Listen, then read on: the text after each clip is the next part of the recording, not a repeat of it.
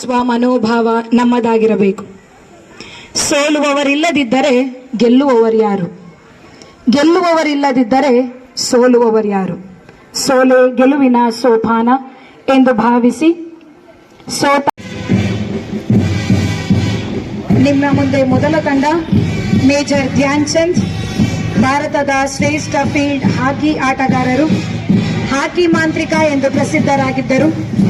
3 Olympics ಅಲ್ಲಿ ಸತತವಾಗಿ ಚಿನ್ನದ ಪದಕಗಳನ್ನು ಗೆದ್ದವರು.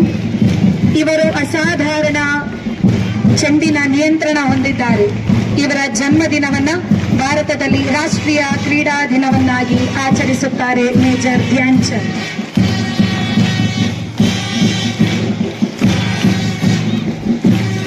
ಎರಡನೇ ತಂಡ ಸೈನಾ ನೆಹ್ವಾಲ್.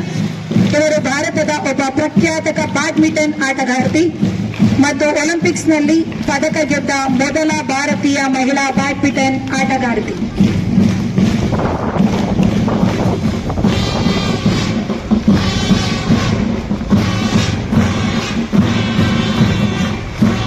ಮೂರನೇ ತಂಡ ನೀರಜ್ ಚೋಪ್ರಾ. ನೀರಜ್ ಚೋಪ್ರಾ ಒಬ್ಬ ಭಾರತದ ಶ್ರೇಷ್ಠ ಜಾವ್ಲಿನ್ ಎಸೆತಗಾರ. ಟೋಕಿಯೋ 2020 ಒಲಿಂಪಿಕ್ಸ್ನಲ್ಲಿ ಐತಿಹಾಸಿಕ ಚಿನ್ನ ಗೆದ್ದ ಮೊದಲ ಭಾರತೀಯ ಕ್ರೀಡಾಪಟು ನೀರಜ್ ಚೋಪ್ರಾ. ನಿಮ್ಮ ಮುಂದೆ 4ನೇ ತಂಡ ರಾಹುಲ್ ದ್ರಾವಿಡ್. ಇವರು ಭಾರತದ ಕ್ರಿಕೆಟ್ ಅತ್ಯುತ್ತಮ ಆಟಗಾರ. ಇವರು ಟೆಸ್ಟ್ ಪಂದ್ಯಗಳಲ್ಲಿ 10,000ಕ್ಕೂ ಹೆಚ್ಚು ಅಧಿಕ ರನ್ಗಳನ್ನು ಗಳಿಸಿದ್ದಾರೆ.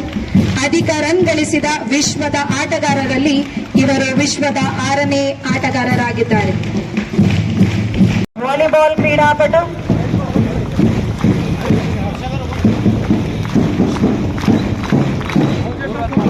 ಈ ಒಂದು ಕ್ರೀಡಾ ಜ್ಯೋತಿಯನ್ನು ಉದ್ಘಾಟನೆ ಮಾಡಿದ ಶ್ರೀ ಇನ್ಫೆಂಟ್ ವಿಶಾಲ್, ರಾಷ್ಟ್ರೀಯ ವಾಲಿಬಾಲ್ ಕ್ರೀಡಾಪಟು.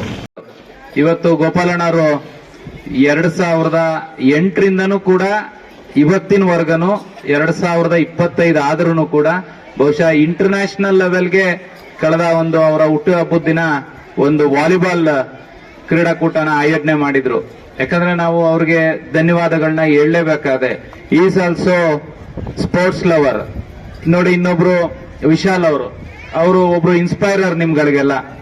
ನಮ್ಮ ತಾಲೂಕಿನ ಹುಡುಗ, ಇಲ್ಲೇ ಓದಿ ಇಲ್ಲೇ ಬೆಳೆದಿ ಇವತ್ತು ರಾಷ್ಟ್ರೀಯ ವಾಲಿಬಾಲ್ಗೆ ಆಯ್ಕೆ ಆಗ್ತಾರೆ ಅಂದ್ರೆ ಅವರ ಡೆಡಿಕೇಶನ್ ಎಷ್ಟಿರ್ಬೇಕು ಅಂತ ನಾವಾದ್ರೂ ಅರ್ಥ ಮಾಡ್ಕೊಬೇಕು. ಓದೊಂದೇ ಮುಖ್ಯ ಅಲ್ಲ ಮಕ್ಕಳೇ.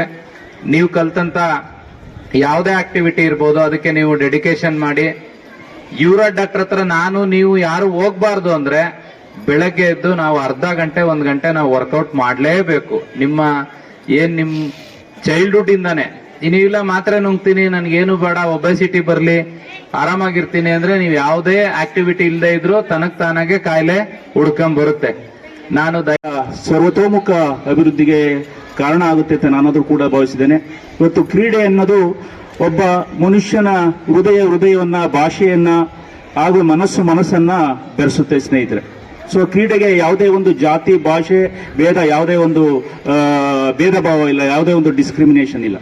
ಅದಕ್ಕೆ ಸರ್ಕಾರ ಈ ಒಂದು ಚಿಂತನೆಯನ್ನ ಇಟ್ಕೊಂಡು ಬಹುಶಃ ವಿದ್ಯೆ ಅಂತಂದ್ರೆ ಬರೀ ಓದು ಬರಹನೇ ಅಲ್ಲ, ಕಲಿ ಪ್ಲಸ್ ನಲ್ಲಿ ಆ ಒಂದು ಪರಿಕಲ್ಪನೆಯನ್ನ ಇಟ್ಕೊಂಡು ಎಲ್ಲಾ ವಿದ್ಯಾರ್ಥಿಗಳನ್ನ ಬಹುಶಃ ಓದು ಬರಹ ಎಷ್ಟು ಮುಖ್ಯವೋ ಕ್ರೀಡೆನೂ ಕೂಡ ಅಷ್ಟೇ ಮುಖ್ಯ.